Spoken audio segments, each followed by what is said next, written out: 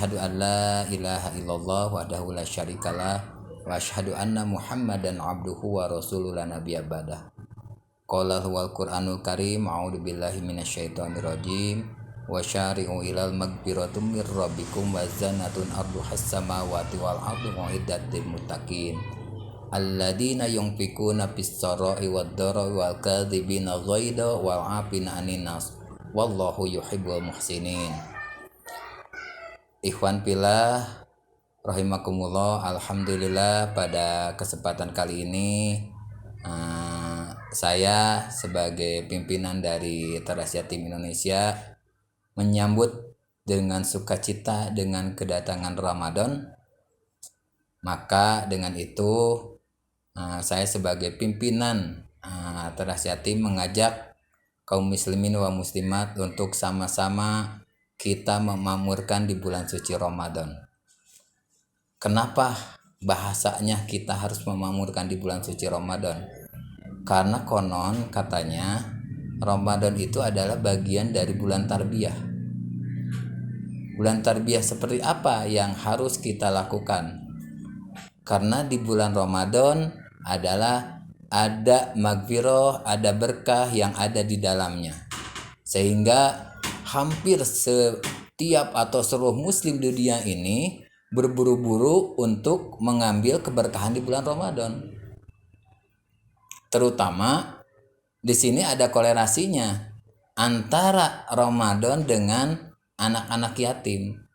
Karena di samping konon kata Rasulullah bahwa bulan ya anak yatim itu adalah Muharram, tapi di Ramadan pun banyak orang-orang memburu tentang bagaimana keberkahan di Ramadan itu dengan bersama anak-anak yatim. Karena ada sebagian dari hadis dari Tabrani mengatakan bahwa barang siapa di antara keluarga muslim itu ada satu atau dua anak yatim dan makan minum bersamanya, maka dia dijamin masuk surga oleh Allah Subhanahu wa taala. Yang kedua, bahwa Rasulullah pernah mengatakan bahwa orang yang mengurusi anak yatim denganku di surga nanti, dia sambil menunjukkan jemari tangannya seperti ini. Jadi orang yatim, anak-anak pengurus atau yang mengasuh, yang mengasihi anak yatim, maka di surga nanti seperti dengan Rasulullah seperti ini. Jadi analoginya orang yang mengurus anak yatim akan berdekatan dengan Rasulullah. Itu adalah yang sangat takjub ketika orang-orang mengasihi di bulan Ramadan kepada anak-anak yatim. Kenapa? Karena apa? Karena di bulan Ramadan ada keberkahan dan juga ada maghfirah. Kalau kita menilik bahwa arti dari kata Ramadan itu dalam arti itu adalah Ramadan itu adalah bulannya pembakaran. Jadi bagaimana setiap diri membakar bukan dalam arti bahasa Sunda mengadurukan badan gitu ya, tapi dengan saumnya kita akan terbakar hawa nafsu yang ada di dalam diri kita.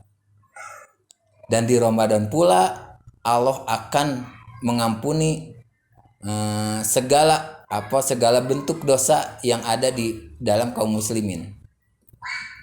Jadi kalau tadi dikatakan wasyari'u ilal maghfiratum mir rabbikum wa jannatun arduhas samawati wal ardu uiddat lil muttaqin, dikatakan bahwa bersegeralah kamu menuju ampunan Allah yang luasnya adalah seluas langit dan bumi, yaitu untuk orang-orang yang bertakwa. Siapa orang yang bertakwa itu?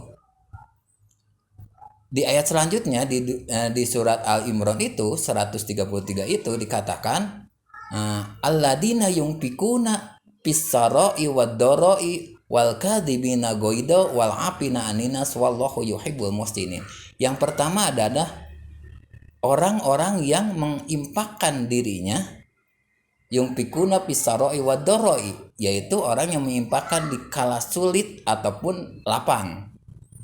Jadi tidak ada kata bahasa di dalam orang yang berimpak itu atau orang yang bersedekah itu adalah ketika kita lagi lapang, tapi ketika sulit pun kita tetap melakukan sedekah. Yang pertama itu. Yang kedua adalah wasariula yungfikuna fis-sarai wad-dharri wa kadhibina ghaidu wal afina aninas wallahu yuhibbul muhsinin. Yang kedua adalah orang yang bisa menahan hawa nafsunya. Dan yang ketiga adalah orang yang senantiasa memaafkan kesalahan daripada orang lain. Jadi itu kunci ketika kita ingin diampuni di bulan Ramadan. Maka pernah suatu saat Rasulullah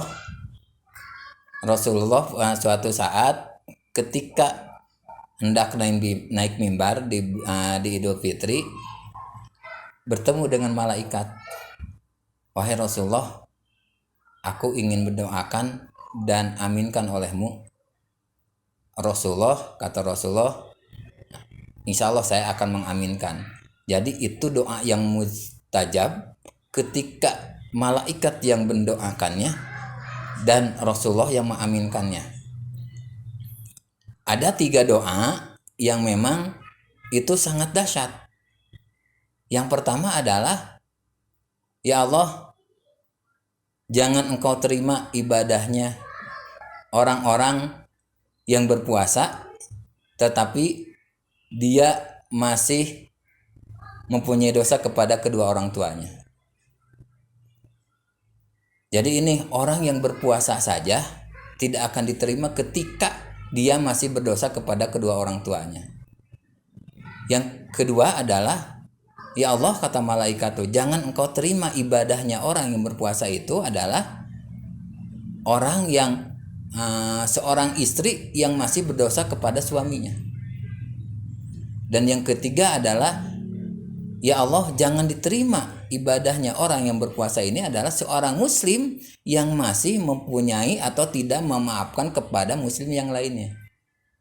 Jadi ini yang harus kita perhatikan. Ketika di bulan Ramadan kita capek, kita puasa seharian tetapi tidak diterima oleh Allah. Karena apa? Ada 3 hal yang ada 3 hal yang tidak beres. Yang pertama adalah dia masih berdosa kepada orang tuanya.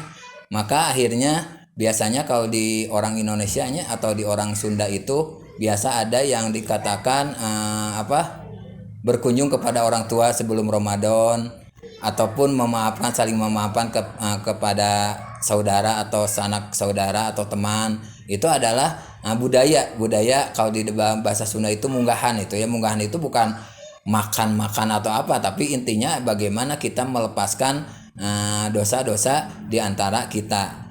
Nah, kenapa di bulan Ramadan itu juga menjadi istimewa dengan anak yatim? Karena tadi ketika orang ingin bertobat kepada Allah, yang pertama adalah bagaimana dia menginfakkan sebagian hartanya untuk anak-anak yatim. Tadi dikatakan di dalam hadis bahwa orang yang makan minum bersama 1 atau 2 anak yatim, maka dia dijamin masuk surga oleh Allah.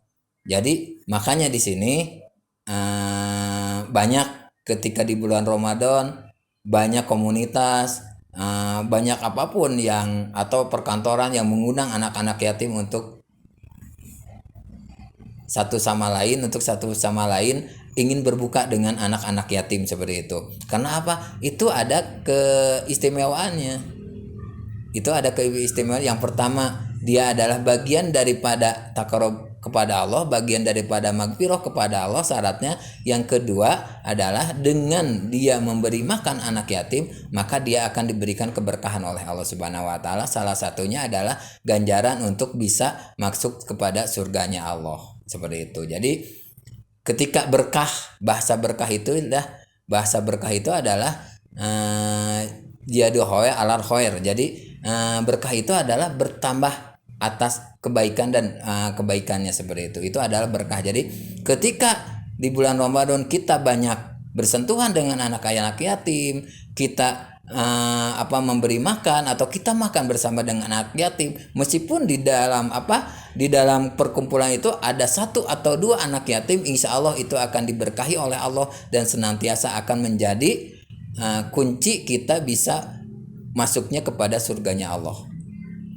Itu barangkali yang bisa sampaikan. Mudah-mudahan kaum muslimin dan muslimat dalam hal ini, mari kita senantiasa menyantuni anak-anak yatim, terutama adalah anak-anak yatim di sekitar kita. Mudah-mudahan dengan seperti itu kita diberikan keberkahan oleh Allah Subhanahu wa taala dan senantiasa kita dimasukkan kepada surganya Allah. Barakallahu lakum. Assalamualaikum warahmatullahi wabarakatuh.